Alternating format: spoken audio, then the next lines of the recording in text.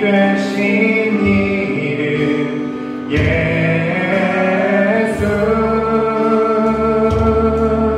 나의 길 오직 그가 하시나니 나를 발견하신 후에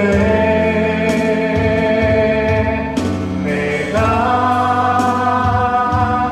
정금같이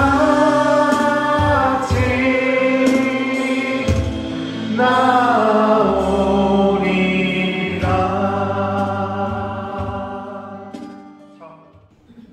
예수님께서 공생애를 마치시고 이제 십자가를 짊어지시기 전에 제자들을 모으시고 마지막 만찬을 베푸실 때입니다. 허리에 수건을 들이시고 그들의 발을 씻겨주시면서 이제 그들에게 먹이시는 거예요. 떡을 떼시고 포도주를 나누시는 그때 예수님께서 이렇게 말씀하시는 것입니다. 이 잔은 내 피로 세우는 새 언약이다. 이 새 언약이라는 단어가 어디 있었어요? 예레미야 31장에 있잖아요. 예레미야 31장 이전에 새 언약이라는 단어가 없었어요. 처음 구약 성경에 예레미야 31장에 새 언약을 주시겠다고 약속하신 말씀이 기록돼요. 그런데 이 말씀이 실제적으로 언제 성취되는가? 누가복음에 보니까 예수님께서 마지막 만찬을 하시면서 이렇게 말씀하시는 거예요. 내가 새 언약이다. 저는 이 말씀을 묵상하는데요, 전율이 오더라고요. 600년 전에 예레미야 선지자는 이스라엘과 유다 백성들에게 새 언약이 우리에게 임할 것이라고 선포했습니다. 그런데 600년 후에 예수님께서 예레미야의 말씀을 받들어 이렇게 말씀하십니다. 내가 새 언약이다.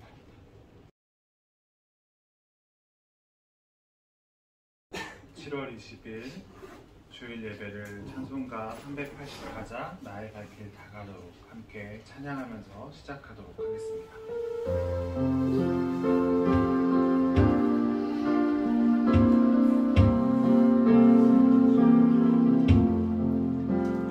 나의 갈 길 다가도록 예수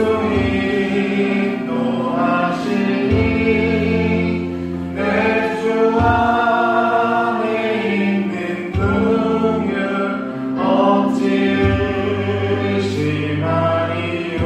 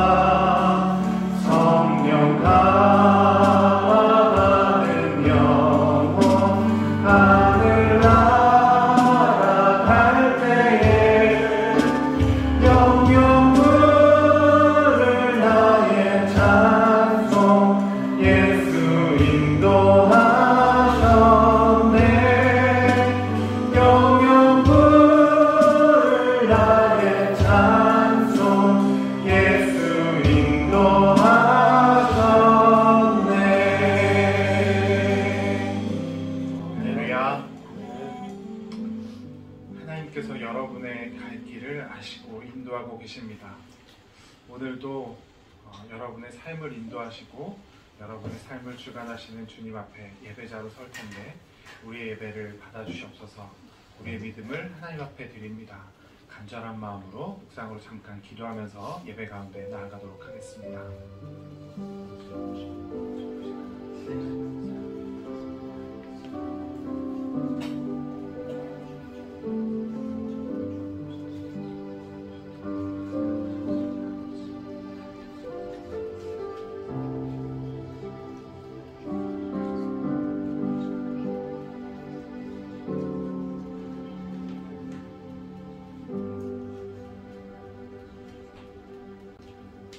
할렐루야. 예배자의 자리에 오신 여러분을 사랑하고 축복합니다. 함께 주 나를 보호하시고 날 붙드시리 찬양하면서 서로를 축복했으면 좋겠습니다.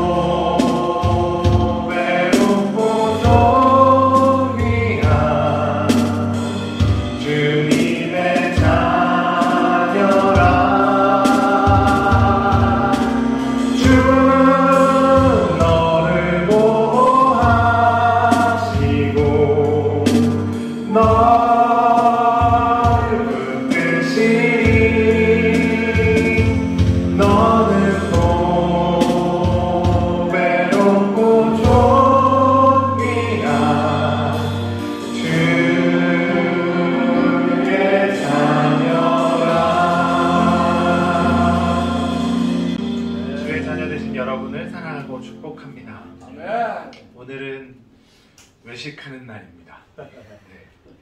오늘은 식사 봉사하시는 분들에게 휴식을 드리기 위해서 외식하는 날입니다.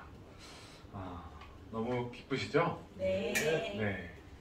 식사를 초청해 주신 분이 계세요. 왕송식 성도님께서 저희를 초청해 주셨는데요. 너무 감사하고 그 섬김에 주의 큰 은혜가 있길 원합니다. 식사 장소는 쿠우쿠 온정점인데요. 주소는 와섭순환로 507. 지도에서 보실 때는 그냥 쿠우쿠 검색하시면 나오실 것 같습니다. 3층이니까 시간 맞춰서 예배 정돈 후에 출발하도록 하겠습니다. 7월, 8월 대표 기도자들에 대해서 순서 안내 드리고 있습니다. 잘 섬겨주시면 감사하겠습니다. 7월, 8월 금요기도회 안내를 좀 드릴게요. 7월 25일 금요일부터 8월 15일 금요일까지 방학이 있을 예정입니다. 잘 참고해 주시고 이 시간대는 각자의 계신 자리에서 기도로 섬겨주시면 감사하겠습니다. 다들 방학 안내를 했는데 마음이 무거우신가요? 저만 기쁜 건 아니죠? 저희들 믿음으로 사도신경 고백하면서 예배 가운데 나아가도록 하겠습니다. 전능하사 천지를 만드신 하나님 아버지를 내가 믿사오며 그 외아들 우리 주 예수 그리스도를 믿사오니 이는 성령으로 잉태하사 동정녀 마리에게 나시고 본디오 빌라도에게 고난을 받으사 십자가에 못 박혀 죽으시고 장사한 지 사흘 만에 죽은 자 가운데서 다시 살아나시며 하늘에 오르사 전능하신 하나님 우편에 앉아 계시다가 저리로서 산 자와 죽은 자를 심판하러 오시리라. 성령을 믿사오며 거룩한 공회와 성도가 서로 교통하는 것과 죄를 사하여 주시는 것과 몸이 다시 사는 것과 영원히 사는 것을 믿사옵나이다. 아멘. 저희들 함께 찬양할 텐데요. 한 주간도 열심히 살아내시느라 수고하셨습니다. 저희들의 삶이 보니까 시련이 많고 걱정과 고민이 많고 연단의 연속인 것 같더라고요. 참, 내 마음대로 되는 것이 별로 없고 열심히 하려고 해보지만 쉽게 뜻대로 되는 것이 없습니다. 같은데 금요일 목사님 말씀 들었던 것처럼 하나님께 속한 자는 내 뜻대로 되지 않았을 때 하나님께 어떻게 대하는가를 보면 알 수 있을 것 같아요. 우리 뜻과 우리 마음대로 되지 않지만 그것 또한 하나님이 하심을 믿고 하나님 앞에 의지하고 하나님 앞에 굴복하고 순종하면서 신실하신 주님 앞에, 전능하신 주님 앞에 약속을 믿고 나아갈 수 있는 저와 여러분이 될 수 있었으면 좋겠습니다. 잠깐 연단의 시간이지만 정금같이 변화될 저와 여러분의 미래를 바라보며 기도하는 마음으로 함께 찬양하겠습니다. 주가 보이신 생명의 길.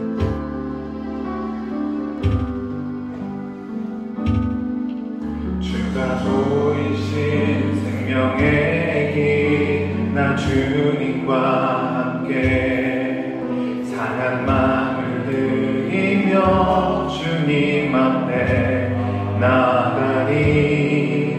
나의 의로움이 되신 주 그 이름 예수, 나의 길이 되신 이름 예수,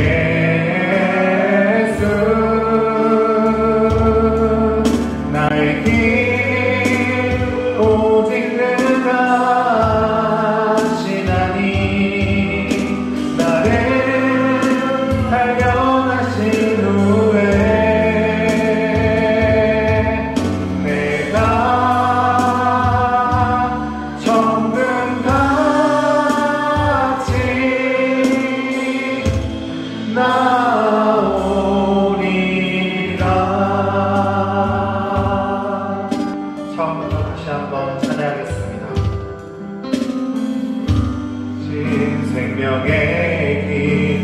주님과 함께 상한 마음을 들이며 주님 앞에 나아가리. 나의 의로움이 되신 주 그 이름 예수, 나의 길이 되신 이름 예수, 나의 길 오직 그가 하시나니. 나를 단련하신 후에 내가 정금같이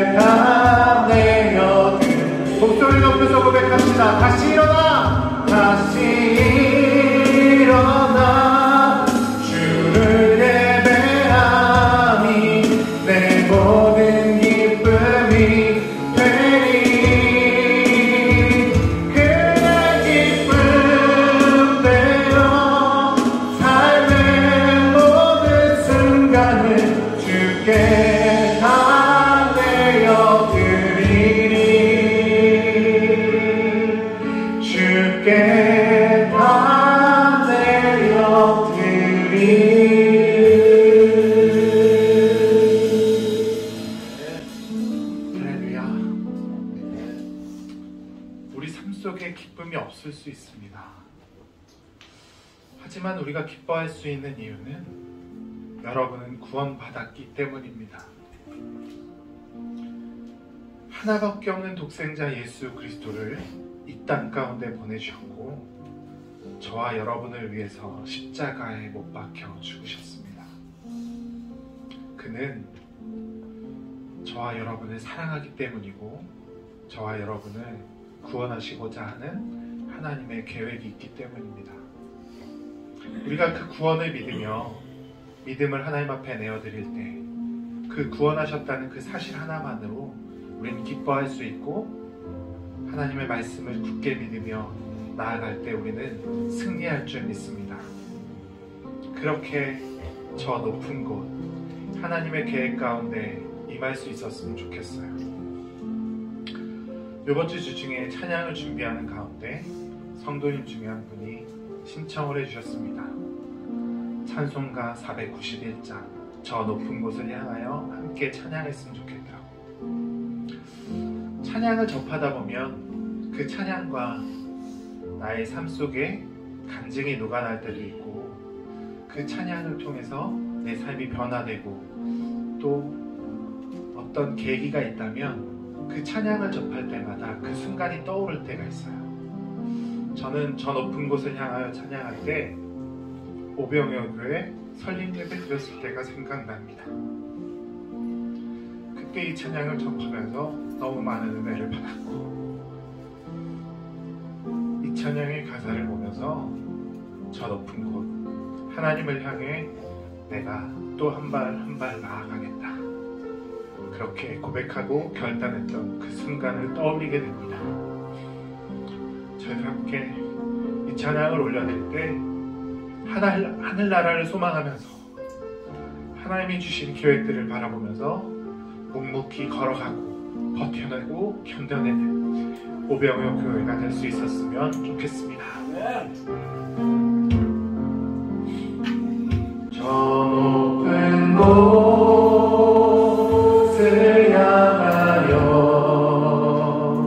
날마다 나아갑니다. 내 뜻과 정성 모아서 날마다 기도합니다. 괴로움과 죄가 죄가 있는 곳 나 비록 여기 살아도 빛나고 높은 저곳을 날마다 바라봅니다. 내 주여 내만 붙드사 그곳에 있게 하소서. 그곳은 빛과 사랑이 언제나 넘치옵니다. 의심의 안개 거치고 근심의 구름 없는 곳 기쁘고 참된 평화가 거기만 있사오니. 4절 험하고 높은 이 길은 험하고 높은 이 길을 싸우며 나아갑니다. 다시금 기도하오니 내 주여 인도하소서. 내 주여 내만 붙드사 그곳에 있게 하소서.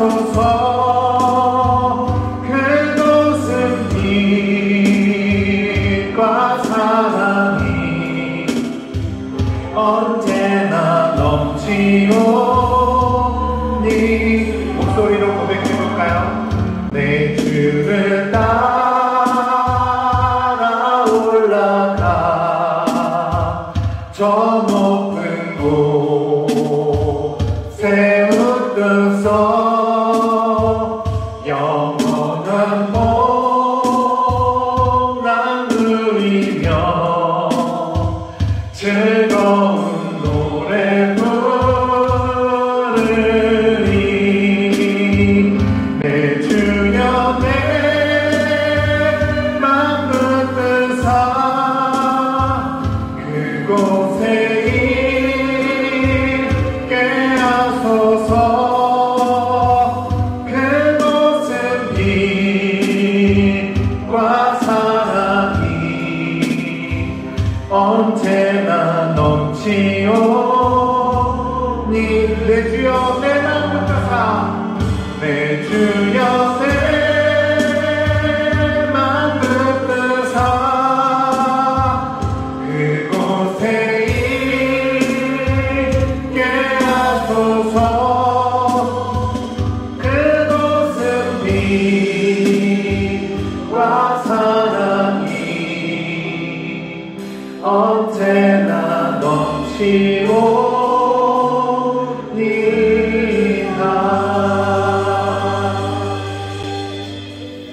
우리가 지금은 이 세상을 살고 있지만 하늘나라에 사는 하늘 백성답게 하늘의 소망을 품고 살아가는 저와 여러분이 될 수 있었으면 좋겠습니다. 고린도후서 5장 9절 10절 말씀인데요. 그런즉 우리는 거하든지 떠나든지 주를 기쁘게 하는 자 되기를 힘쓰노라. 이는 우리가 다 반드시 그리스도의 심판대 앞에 드리나 각각 선악간에 그 몸으로 행한 것을 따라 받으려 함이라. 하나님 심판대에 우리는 서게 됩니다. 그때 선한 자로 하나님의 부르심에 합당한 자로 의의 열매를 거두며 하나님 앞에 칭찬받는 자 되기를 소망합니다. 그런 소망을 품고 우리 예배자로 서오니 하나님 우리 예배 가운데 하나님이 기뻐 받으실 수 있게 하여 주시고 성령 충만하로 우리의 심령 가운데 주님의 사랑과 은혜가 넘치게 하여 주옵소서. 말씀 전하시는 목사님에게 능력에 능력을 덧입혀 주옵소서. 기도하는 자의 입술을 주장하여 주시고 말씀 듣는 우리의 귀와 마음을 활짝 열어 주님 말씀 가운데 굴복하고 순종하고 결단하는 우리들이 되게 하여 주옵소서. 간절한 마음으로 기도하며 예배 가운데 나아가도록 하겠습니다.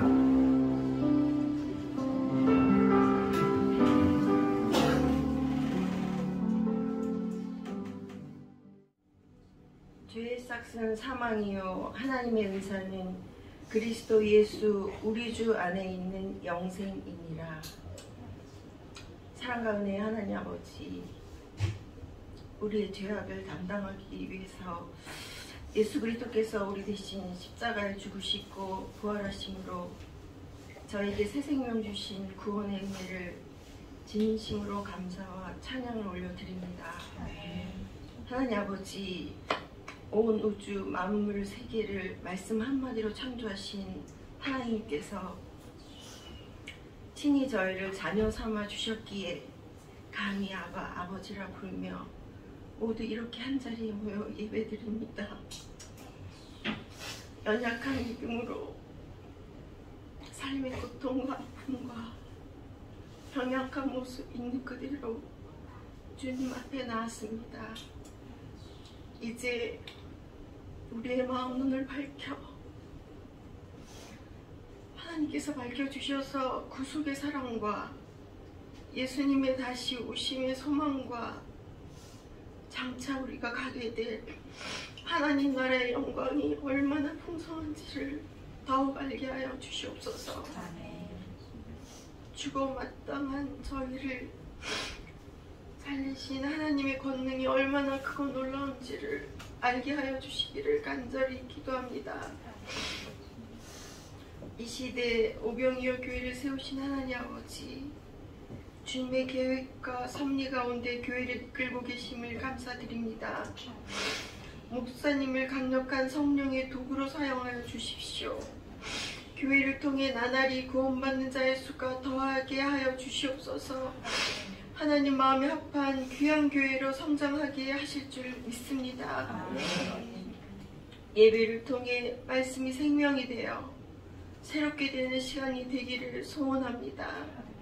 이 시대를 분별하는 자들이 되게 하여 주시고 깨어있게 하시고 세월을 아끼며 서로 용납하고 화평케 하는 믿음의 용사로 살게 하여 주시옵소서. 세계 각처에서 오직 예수 그리스도의 이름을 위해서 생명 드리고 계시는 선교사님과 가족들에게 몇갑절의 능력으로 붙들어 주시고 영육의 피로를 넘치게 채워 주시옵소서. 이 모든 말씀 우리를 죄에서 구원하신 예수 그리스도의 이름으로 간절히 기도드립니다. 아멘.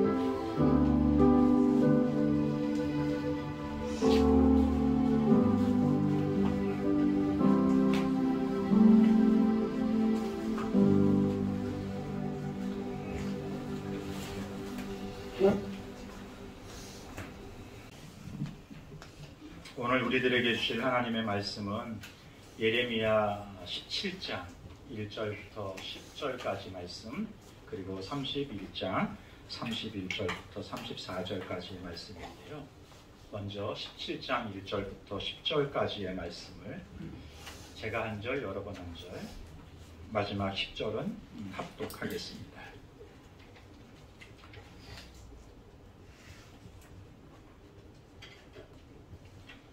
찾으셨으면 제가 먼저 1절을 봉독합니다. 유다의 죄는 금광석 끝 철필로 기록되되 그들의 마음판과 그들의 제단 뿔에 새겨졌거늘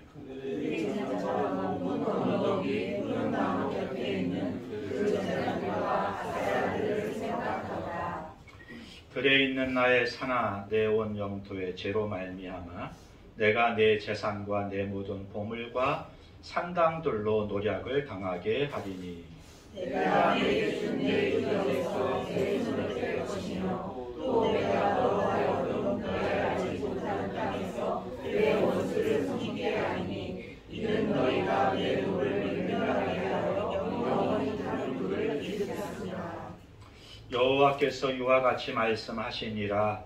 무릇 사람을 믿으며 육신으로 그의 힘을 삼고 마음이 여호와에게서 떠난 그 사람은 저주를 받을 것이라.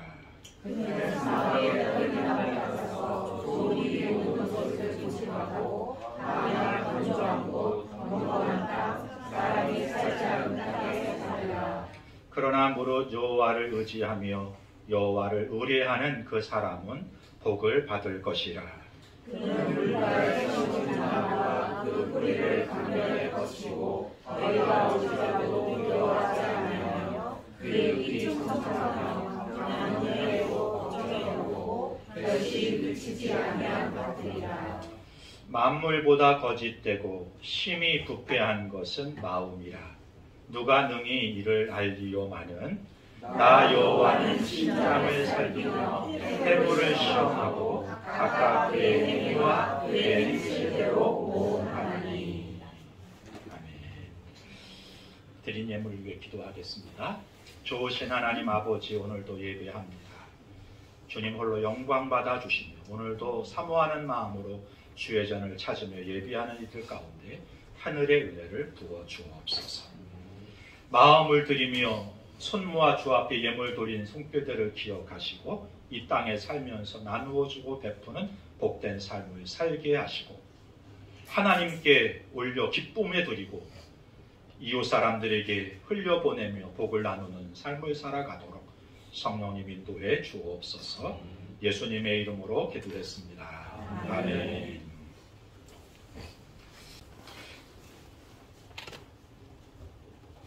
맨 여러분이 보시는 왼쪽의 사진을 보시면 아이가 아니고 심장이에요. 심장처럼 보이시나요? 네, 심장. 심장처럼 안 보이시군요. 1967년 남아공에서 처음으로 사람의 심장을 이식하는 일이 성공했다고 해요. 크리스티안 버나드라는 의사가 교통사고로 뇌사 상태에 빠진 여성의 심장을 한 남성에게 이식하는 수술을 했던 것이죠. 성공했어요. 안타까운 것은 2주 만에 감염이 돼가지고 결국은 사망했지만, 어쨌든 이 심장 이식 수술은 심장이 병들어 있는 많은 사람들에게 살 소망을 갖게 했던 역사적인 사건이라고 할 수 있을 것 같습니다. 육체적으로 심장이 문제가 되면 참 여러 가지 병을 갖게 되고 어려움을 당하게 되죠. 마찬가지로 영적인 심장이 물들게 되고 고장나게 되면 참 힘들고 어려운 삶을 살아갈 수밖에 없는 것이 인생이듯이 우리의 영혼이기도 한 것입니다. 예레미야 오늘 함께 묵상했던 17장 9절은 이렇게 우리의 상태를 이야기해요. 우리의 마음이 만물보다 거짓되고 심히 부패했다. 죄 때문에 우리의 마음은 스스로 깨끗해질 수 없는 정도로 병들게 됐습니다. 그래서 나타나는 현상 중에 하나가 무엇인가 하면 선한 일을 하고 싶어요. 그런데 우리의 뜻대로 잘 되지 않는 것입니다. 옳은 것을 알면서도 행하지 못하는 일들이 일어나게 되는 것이죠. 우리가 아무리 겉모습을 꾸미고 종교적인 행위를 하더라도 하나는 우리의 진짜 모습을 아시는 분이십니다. 우리에겐 근본적인 심장 수술 같은 새 마음이 필요한 상태라는 거예요. 오늘 예레미야는 이런 우리의 상태를 알고 유다를 위해 기도하고 또 오늘 이 말씀을 듣는 저와 여러분을 위해 복음의 소식을 선포하고 있는 것입니다. 오늘 본문을 함께 살펴보죠. 첫 번째, 죄로 병든 인간의 마음과 깨진 옛 언약에 대해서 예레미야가 먼저 말씀하고 있네요. 17장 1절을 다 같이 합독하겠습니다. 유다의 죄는 금강석 끝 철필로 기록되되 그들의 마음판과 그들의 제단물에 새겨졌거늘. 저희가 고등학교 때까지만 해도, 아니 대학 다닐 때만 해도 교회 주보를 어떻게 만들었는가 하면 이렇게 펜촉 같은 것으로 이렇게 기름종이를 이렇게 벗겨서, 그리고는 이제 등사기로 밀면 인쇄가 되는 시대였습니다. 아주 날카로운 펜촉이 기름을 이렇게 벗겨내는 거죠. 그러면 거기에 새겨지는 거잖아요. 예레미야가 우리의 상태를 보는데 이런 거예요. 우리의 심장에, 우리의 중심에 새겨졌다는 거. 무엇이 새겨졌는가 하면 죄가 새겨졌다. 성경에 이렇게 되어 있잖아요. 금광석 끝 철필로 기록되대. 금광석, 다이아몬드예요. 가장 강력한 촉으로 이렇게 새겼다는 것은 지워지지 않을 것들이 새겨졌다는 거죠. 아주 깊숙이 새겨졌다. 이렇게 말씀하고 있는 것입니다. 유다 백성은 겉으로는 하나님께 제사를 드렸지만 실제로는 우상을 섬기고 하나님을 등지면서 마음의 죄를 지어가는 옛 언약을 스스로 깨버리는 상태를 예레미야가 지금 통찰력 있게 바라보고 있는 것입니다. 예레미야는 지금 유다를 바라보면서 이렇게 탄식하면서 말해요. 사람의 마음은 만물보다 거짓되고 부패했다. 속임수가 능한 우리의 심장은 자기 죄를 숨기고 스스로 착한치 않다. 그러나 하나님은 우리의 심장과 폐부를 감찰하사 각 사람의 행위대로 갚으신다. 예레미야가 통찰력 있게 유다의 상태를 지금 바라보고 있는 것입니다. 결국 유다 백성들은 스스로를 속이고 하나님을 등짐으로써 저주를 자초해요. 그래서 5장에 보니까 이렇게 말씀하시네요. 마음이 여호와께서 떠난 그 사람들은 저주를 받았다. 6절에 보니까 그들이 어떤 상태가 되었는가 하면 사막의 떨기나무 같은 상태로 저주를 받게 되었다는 거예요. 7절에 여호와를 존중하고 존경하고 경외하는 사람들이 복을 받게 되는 것인데 이스라엘 백성들은, 유다 백성들은 하나님이 내리시는 그 복을 누리지 못하게 되었다. 이렇게 말씀하고 있는 것입니다. 우리도 이와 다르지 않습니다. 겉으론 신앙이 좋아 보이지만은 실제로는 하나님보다 세상적인 가치를 더 사랑하는 경우가 얼마나 많은지 몰라요. 입으로는 주여 주여 부르짖지만 실상 삶을 돌아보면 세상의 성공과 쾌락을 더 갈망하지 않습니까? 겉으로는 괜찮은 신앙인처럼 보여도 혼자 있을 때 아무도 보고 있지 않다고 생각할 때 머릿속의 생각은 온갖 교만으로 가득 차고 음욕으로, 음탕으로 가득 차고 시기와 미움으로 가득 차 있지는 않습니다. 몇몇 끼리끼리 모여서 누구를 음해하거나 막말하지는 않습니다. 우리의 심장이 고장났기 때문입니다. 이것이 죄로 물든 인간의 마음의 실상이라는 거예요. 스스로 선해지려고 아무리 애를 써도 실패하고 마는 우리의 모습, 지금 혹시 내 모습이 아닌지 살펴볼 수 있었으면 좋겠습니다. 새로운 심장이 필요한 것이 유다 백성들만 아니라 오늘 이 시대를 살아가는 저와 여러분이 아닌지, 내가 진짜 새로운 심장, 새로운 언약이 필요한 존재가 아닌지 살펴볼 수 있었으면 좋겠습니다. 이것을 인정하는 것으로부터 복음의 은혜를 경험하는 첫 발을 내디디게 되는 것입니다. 두 번째, 하나님이 약속하신 새 언약의 말씀이 선포된다는 거예요. 31절부터 34절까지인데요. 한 절씩, 제가 한 절, 여러분 한 절, 마지막 34절은 합독하겠습니다. 여호와의 말씀이니라. 보라, 날이 이르리니 내가 이스라엘 집과 유다 집에 새 언약을 맺으리라. 이 언약은 내가 그들의 조상들의 손을 잡고 애굽 땅에서 인도하여 내던 날에 내 성벽과 같이 아니할 것은 내가 그들의 남편이 되었어도 그들이 내 언약을 깨뜨렸으리라. 여호와의 말씀이니라.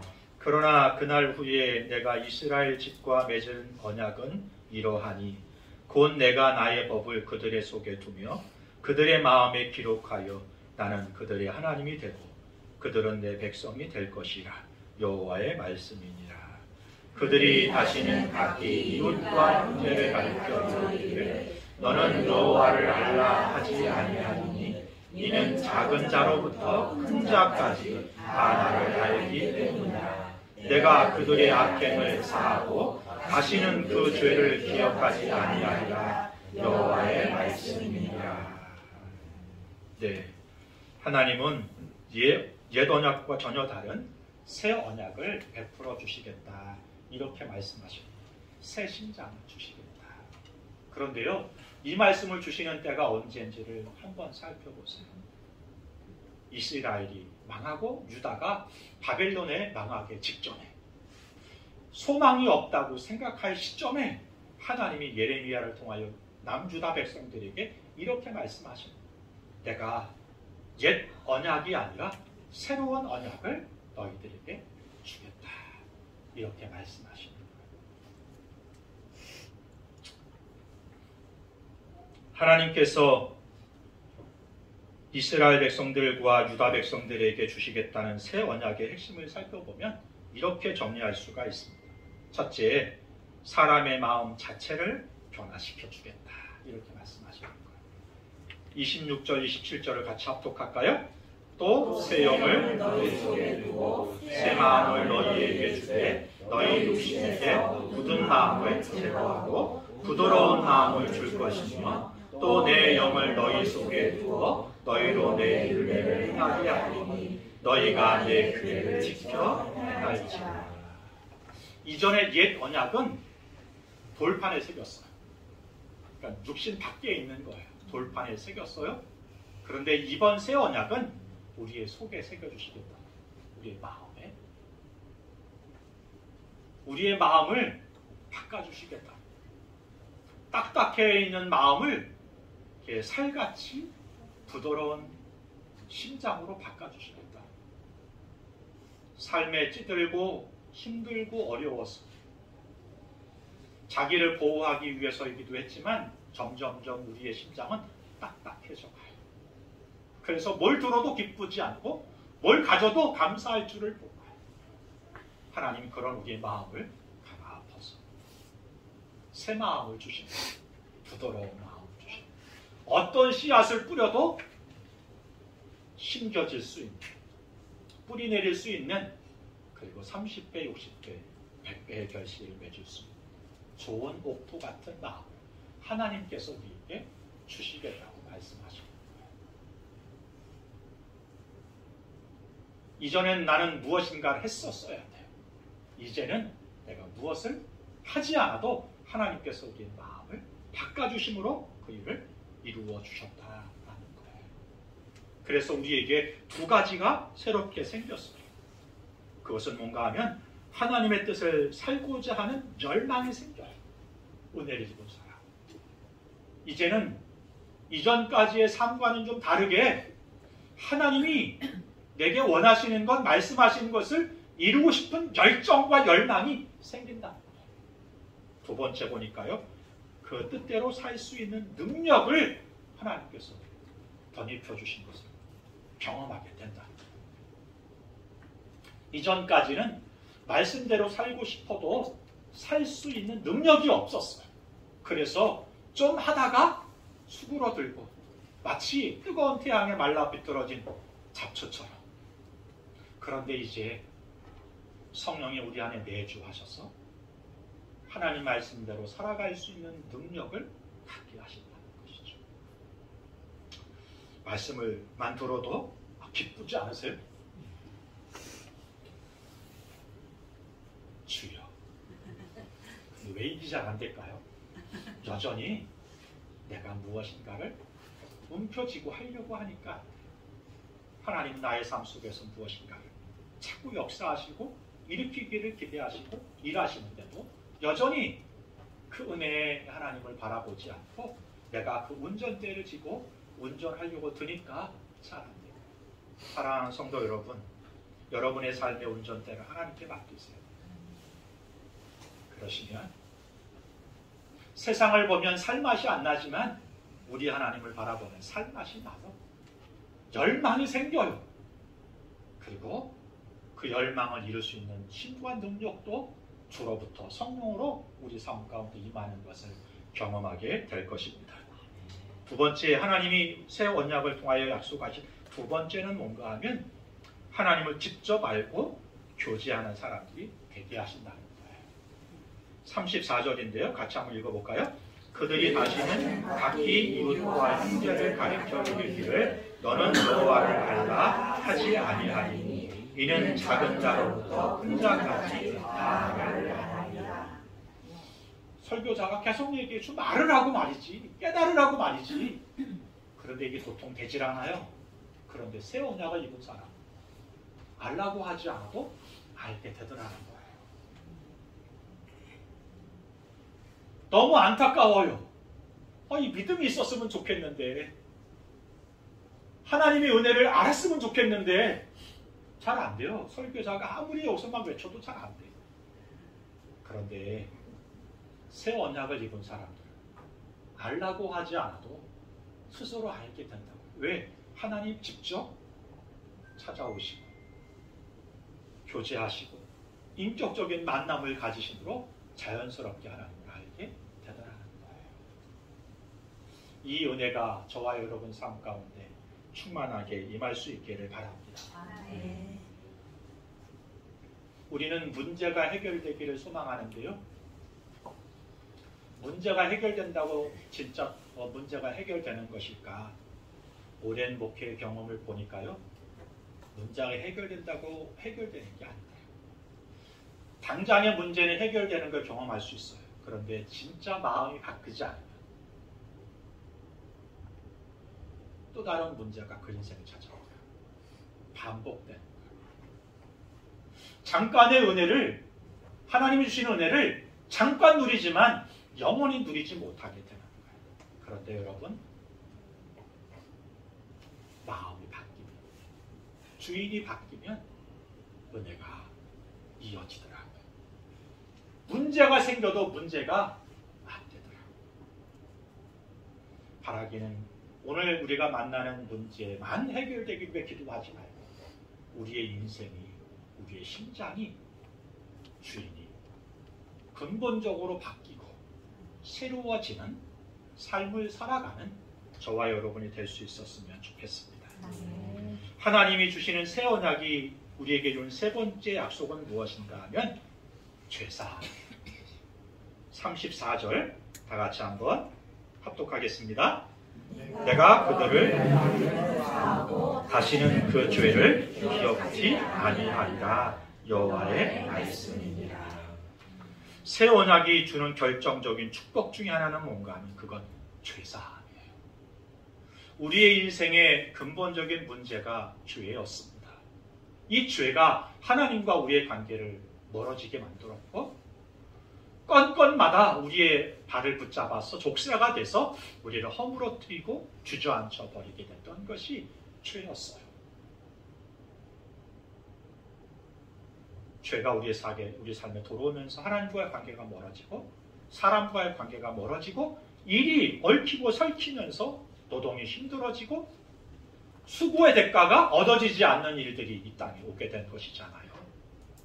그런데 오늘 예레미야는 우리에게 하나님의 새 언약을 선포하면서 이렇게 말하는 거예요. 내가 그들의 악행을 사하고. 새 언약이 우리에게 주시는 가장 큰 복 중에 하나는 우리의 죄를 사해 주셨다는 것입니다.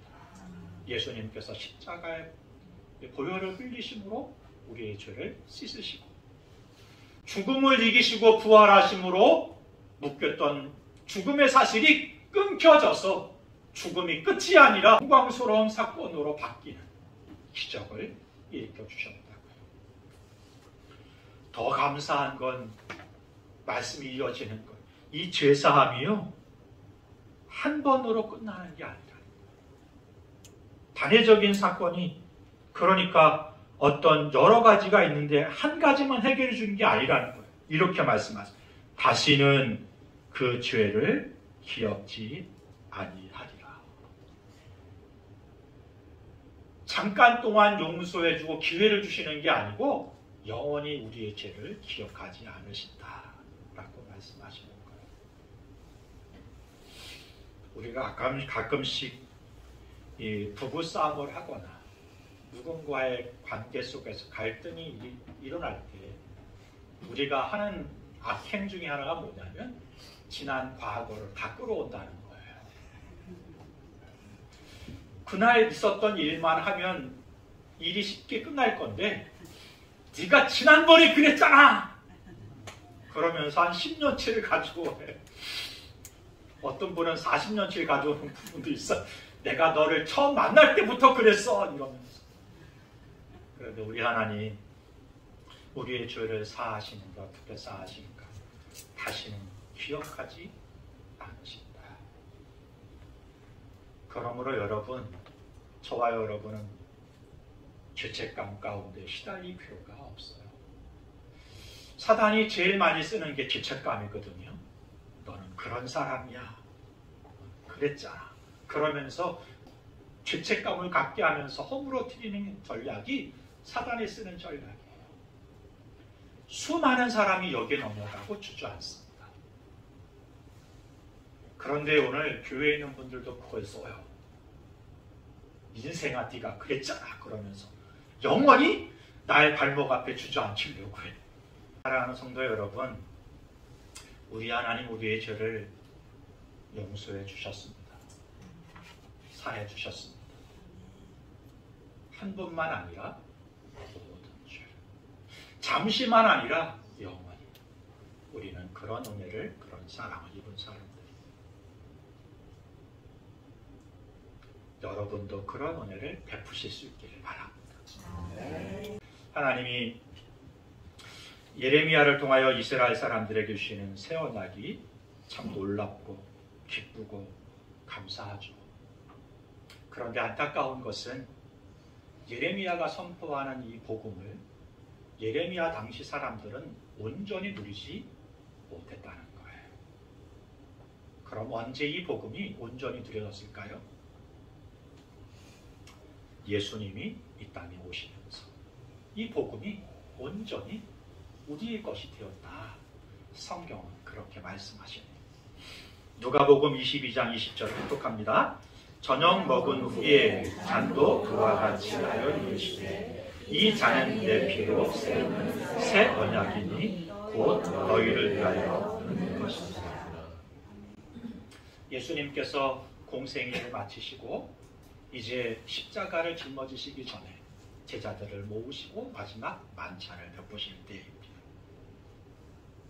허리에 수건을 들이시고 그들의 발을 씻겨주시면서 이제 그들에게 먹이시는 거예요. 떡을 떼시고 포도주를 나누시는 그때 예수님께서 이렇게 말씀하시는 것입니다. 이 잔은 내 피로 세우는 새 언약이다. 이 새 언약이라는 단어가 어디 있었어요? 예레미야 31장에 있잖아요. 예레미야 31장 이전에 새 언약이라는 단어가 없었어요. 처음 구약 성경에 예레미야 31장에 새 언약을 주시겠다고 약속하신 말씀이 기록돼요. 그런데 이 말씀이 실제적으로 언제 성취되는가? 누가복음에 보니까 예수님께서 마지막 만찬을 하시면서 이렇게 말씀하시는 거예요. 내가 새 언약이다. 저는 이 말씀을 묵상하는데요, 전율이 오더라고요. 600년 전에 예레미야 선지자는 이스라엘과 유다 백성들에게 새 언약이 우리에게 임할 것이라고 선포했습니다. 그런데 600년 후에 예수님께서 예레미야의 말씀을 받들어 이렇게 말씀하십니다. 내가 새 언약이다. 실제적으로 예수님께서는 우리의 새 언약이 되시기 위해 십자가에서 자신의 몸을 내어주십니다. 그래서 제사하십니다. 영원히 그 죄를 기억지도 않게 해주십니다. 뿐만 아닙니다. 그 십자가에 달려 죽으심으로 우리의 죄를 사하실 뿐만 아니라 죽음을 이기시고 부활하셨습니다. 우리에게 진정한 자유를 베풀어 주십니다. 그리고 인생을 갈아엎으십니다. 새로운 인생을 살 수 있는 기회를 우리에게 허락해 주십니다. 그리고 그 살 능력을 우리에게 허락해 주시는 거예요. 부활하시고 40일 동안 제자들과 함께 지내신 후에 승천하시면서 이렇게 말씀하세요. 예루살렘을 떠나지 말라. 내가 성령을 너희에게 부어줄 것이다. 성령이 우리 안에 내주하셔서 말씀대로 살아갈 능력을 베풀어 주시잖아요. 예레미야의 선포를 이스라엘 백성과 유다 백성들은 다 들었지만 그 새 언약을, 새 심장을 온전히 갖지 못했어요. 그런데 오늘 우리는 그 새 언약을 온전히 보고 듣고 그리고 성령의 임하심으로 우리의 심장으로 새 언약을 우리가 갖고 살아가는 사람들입니다. 사랑하는 성도 여러분, 우리 하나님 우리에게 새 언약을 주셨어요. 이전 언약에 묶여 사는 사람들이 아니라, 이전 삶의 육신적인 세상적인 삶을 살아가는 사람들이 아니라 이제 새 언약을 받은 사람들, 새 심장을 받은 사람, 좀비처럼 살아가는, 목적 없이 방향 없이 의미 없이 살아갔던 지난 삶을 살지 말고 새로운 심장을 받은 사람처럼 여러분 좀 숨쉬고 심장이 움직이는 것처럼 열정적인 복음적인 삶을 살아가는 저와 여러분 될 수 있었으면 좋겠습니다. 아멘. 아멘. 새 언약을, 새 심장을 받은 사람이 살아가야 될 두 가지 삶이 있다면, 방향이 있다면, 첫 번째는 거룩의 삶이에요. 왜냐하면 우리는 예수의 피로 죄사함을 입을 뿐만 아니라 거룩해졌잖아요. 그 거룩을 살아가는 사람, 새 언약을 받은 사람 뿐만 아니라 새 심장을 받았잖아요. 살 의미와 동기를 가진 사람들이잖아요. 저희 아버지 보는데요, 마지막에 심장이 안 좋으셨어요. 심장이 기능을 못하니까 체온이 떨어지더라고요. 기력이 없어지더라고요. 그런데 형님이 어머님이 이렇게 기계를 장착하게 하는 일을 했어요. 심장이 작동을 되니까요, 혈액이 도니까 따뜻해져요, 사람이. 그리고 온기가 생기고 살아갈 이렇게 에너지가 생기더라고요. 저와 여러분은 기계 정도를 바꾼 분이 아니에요. 심장을 바꾼 사람들이에요. 예수의 심장으로 바꾼 사람들. 그러면 이전에 기능을 잃었던 심장을 가진 사람들은 좀비처럼 살아가는 사람들이잖아요. 기계적으로 살아가는 사람들이잖아요. 근데 이제는 우리는 심장을 바꾼 사람들이잖아요. 그러면 뛰어야죠. 심장이 뛰듯이, 맥박이 뛰듯이 여러분 살아야죠. 목사가 좀 시원찮아 그런지 우리 교인들이 좀 맥이 빠져있어요. 오늘 그래서 식사 대접을 하는 거니까 잘 드시고. 육신의 양식만 채울 뿐만 아니라 영의 양식을 주일날 또 묵상을 통해 채우시고, 새로운 심장을 가진 사람처럼, 맥박이 뛰는 사람처럼, 삶의 의미와 비전을 가진 사람처럼 그렇게 열정을 가지고 복음적인 삶을 살아가는 저와 여러분이 될 수 있었으면 좋겠습니다. 우리는 이제 이전 삶을 내려놓고 내 안에 그리스도께서, 예수께서 오셔서 새로운 삶을 살아가는 사람답게, 그게 성도잖아요. 그런 삶을 살아가는 우리 오병이의 교우들 되실 수 있었으면 좋겠습니다. 아멘. 내 안에 사는 이 라는 곡입니다. 갈라디아서 말씀에 곡을 붙인 거잖아요. 이제는 우리는 죽고 예수로 사는 사람. 나의 심장은 폐기 처분이 됐잖아요. 예수의 심장으로 사는 사람.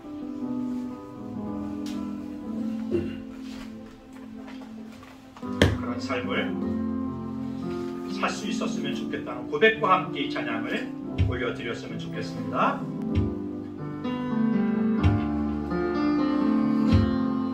내 안에 사는 이 예수 그리스도니 내 안에 사는 이 예수 그리스도니 나의 죽음도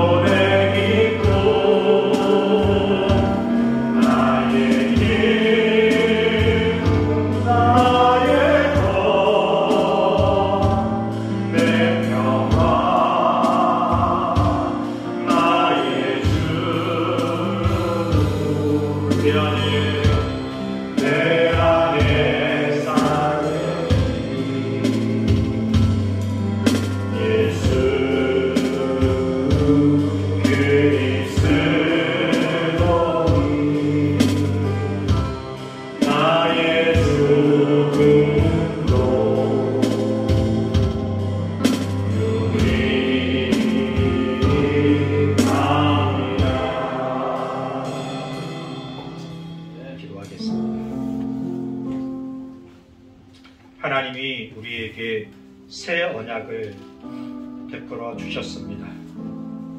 이전 언약은 돌판에 새겨졌습니다. 큰 짐처럼 여겨졌습니다. 감당할 힘도 우리에겐 없었습니다. 그래서 오히려 그 새 언약이 족쇄가 되고 짐이 되어 허물어지는 사람들도 있었습니다. 우리 하나님이 그런 우리를 불쌍히 여겨주셔서 우리에게 새로운 언약을 주시는데요, 돌판에 새긴 언약이 아니라 우리의 마음에 새긴 언약입니다.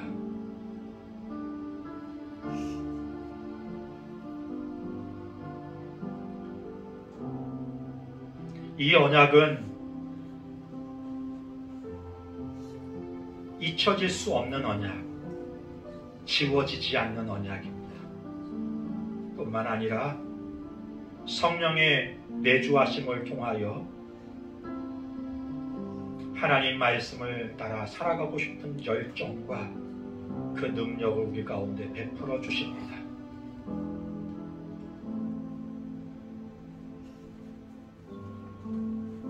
우리는 그렇게 옛 언약을 살아가는 사람이 아니라 새 언약을 살아가는 사람들이고, 옛 심장을, 고장난 심장을 가지고 살아가는 사람들이 아니라 예수의 심장, 생명 있는 심장을 가지고 살아가는 사람들입니다. 바라게는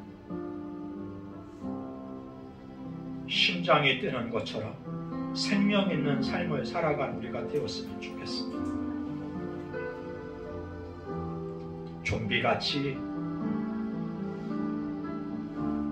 살았지만 산 게 아닌 인생을 살아가는 게 아니라 진짜 생명 있는 삶을, 소망 있는 삶을, 비전 있는 삶을, 온전한 영광과 영화를 바라보면서 그 하나님 나라를 바라보면서 소망 삼아 사는 그런 성도가 될 수 있었으면 좋겠습니다. 좋으신 하나님 아버지, 우리 가운데 새로운 언약, 새로운 심장, 예수의 심장을 갖게 하시니 감사합니다. 예수의 피로 거룩게 된 주의 종들이 거룩한 삶을 이어가게 하시고, 이 기쁨의 소식, 복음을 누릴 뿐만 아니라 나눌 수 있는 삶을 살아가는 주의 종들이 되게 하여 주옵소서. 이제는 우리 주 예수 그리스도의 크신 은혜와 아버지 하나님의 무한하신 사랑하심과 성령의 내주 교통인도하심이 새 언약을, 새 심장을 가진 자로 살기로 결단하는 주의 종들 머리 위에, 가정과 이 나라의 민족 위에 지금부터 영원까지 함께 하시기를 간절히 축원하옵나이다. 아멘.